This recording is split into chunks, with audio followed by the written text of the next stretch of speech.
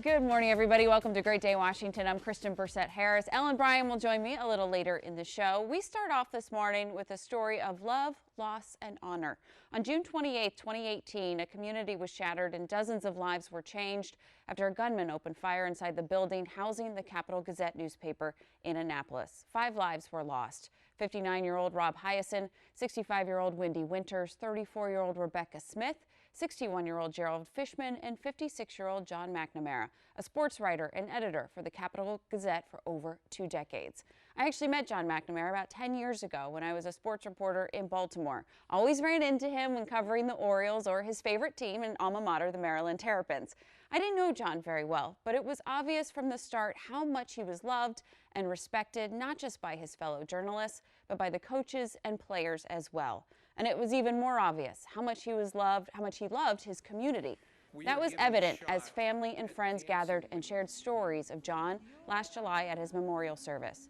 Johnny Holliday, the longtime voice of the Maryland Terrapins and a longtime dear friend of John McNamara and his wife, Andrea Chamblee, honored Johnny Mac with these words. Well, Johnny Mac was my kind of guy, your kind of guy. He was blessed with a whole package. He had personality, he had work ethic, family values, and a burning desire to be the very best writer he could possibly be. And he was. Everybody loved, everybody respected John McNamara. Now, John was in the process of writing The Capital of Basketball, a history of D.C. area high school hoops at the time he was killed. To honor his memory, McNamara's widow, Andrea Chamblee, completed the book with the help of local sports writer David Elfin. And Andrea joins me this morning. Thank you for being here. Thank you for helping me tell John's story. A big exhale. I know this has been an undeniable, unimaginable kind of year. How are you doing? Well, I want to make sure something this awful doesn't happen to anybody ever again. And so you found, how did the book come about? Did you know John was working on this? I did. He was a pen and paper guy. So when he typed up his notes, he would have me back up his files, and he would help me post when there was an anniversary of a player's accomplishments. I would help him post it on his blog, but he didn't like for me to read his writing until it was finished. Okay. So I hadn't seen the files that I had backed up. Okay, so you were just doing that, but didn't read a word of it. He didn't want me to until it was done, so I had to have a Google alert on his name so I could see his articles in the paper when they came out. I love that, and but he knew you were there supporting him, and so after he passed, how did you come about the files and decide to continue writing this passion of his? Well, he came from a big family, so he really cherished his quiet writing space that he hadn't had growing up, and he didn't like me to go into his den, although when he was working on the book, I would bring him his dinner in there. But I finally had to go in. I put his urn in there, and I saw these file boxes organized by year and school and player. And I found the backup files where he converted that into his text. And I knew it was on the brink of being finished, and I had to finish it for him. So, but you didn't know, you brought some of the files with you.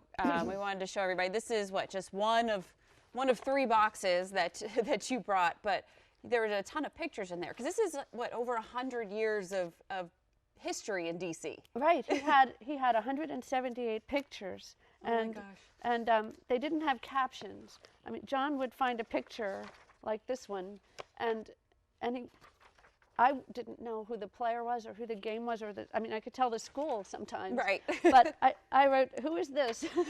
Because he knew what player and what year, and he knew how many points he scored in this game, and wow. he knew that this was at Cole Fieldhouse. He didn't need any of that. So I carried this folder of 175 pictures around with me for about 2 months and asked every sports writer I knew, who is this person? And I finally got the last ones done with the help of Coach Morgan Wooten, who had seen all these people play over 40 years. Right. So I finally found out who each one was. And you were a journalist yourself, because you and John met at the Diamondback at the University of Maryland. So you knew the sport. Right. You just didn't know the faces. I covered basketball in high school. It doesn't have the caliber that we have here in D.C., but I covered it from my county paper. And someone asked me how many high school games I went to, many of them with John, and I I counted 500 high school games that I've been to. Wow, and you always wear his press pass. I do, and Marilyn was nice enough to give me an honorary press pass this year. I love that. So I'll wear them together a lot of times. So now that the book is done, and you call it like a 300-page love story, right? It's amazing. What was that that process like, knowing that this was John's passion, this was his baby, and you were there to help complete it? Did it help you heal? Well, healing is something that people who love us want us to experience.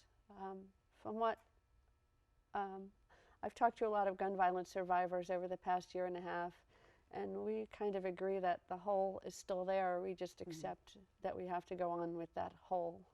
So more of an acceptance than a healing. It's more of an acceptance and going on and deciding what to do about that hole. And you've been going around with the book and telling John's story and telling the stories that he wanted out there. Has that helped? What has that been like emotionally for you? Well, for the first year that I worked on this, I felt John's absence. I was banging my head against the keyboard, not knowing who those photos were, for example, and I knew I could just show it to him and he would tell me. But as the book is out and I can show it to people, it feels like I am making sure his legacy survives, and there's a lot of comfort in that. He would want to be remembered not for how he died, but for how he lived as a sports writer. And he was an incredible sports writer, and I know so respected amongst all of us journalists, especially in this area. At Orioles Park, I want to share, because after John's passing memorial, once the season restarted, they've saved that spot for John in the press box, right? Yes. They have a spot for John at Maryland football and Maryland basketball as well. And you said I want to say this because you started doing the absurdity of the day, this hashtag that you have when anything comes to you of just how does somebody think like that? But you recently posted one about the Nationals World Series because John loved the Nats. When Bryce Harper left the Nats and people were wringing their hands about what would happen to the team, John said, "Don't worry, we have Juan Soto." Wow. And when I went to put John's ashes in left field, where they were nice enough to let me do that, Juan Soto hit the game-winning home run. And of course, he did a great job in the World Series. Right. Somebody who went there for the watch party texted me and said, "I think John is here." And I said, "Did you know his ashes are there?" And he said, "No." And I asked where he was sitting, and he said left field by the flowers. Oh my gosh. And so that he felt that him there. was pretty absurd. That was definitely absurdity of the day. I want to say for you, you have been on the trail with gun reform. I know you don't want this to happen to anybody else. Are you pleased at all? Are we making any progress in your mind? What is your goal when you're out there? Well, the elections in Virginia really is going to help for gun sense. There's a national list of dangerous people who shouldn't have guns, but not every seller has to check that list. We think every gun sale should require a check against that list. Someone as dangerous as the Annapolis Capitol shooter would have been on that list, should have been on that list with his legal history, and we think that's a minimum. We also want kids to be safe from guns that aren't locked up. Right. Now you, with the book, you are going around the area telling John's story. Where can people come out and hear from you and hear from John? Well, we have an event coming up on November 16th in Annapolis, and there's a few more book events that I put on his website, thecapitalofbasketball.com.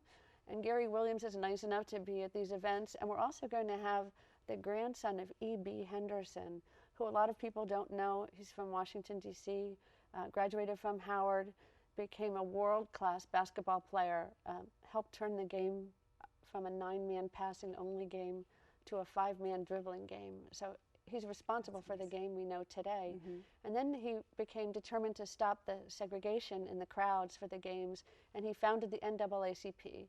So this is just one example of a man whose accomplishments on and off the court are historic and admirable, and we don't know enough about these Washingtonians. Well, and I love that you and John, and with the help of David Elfin, a local sports writer, are sharing those stories. Andrea, thanks so much for being here. I'm so sorry for your loss, but I love that you're out there keeping John's legacy alive. Thank you for helping me tell John's story. Thank you very much. We'll be back with more Great Day right after this.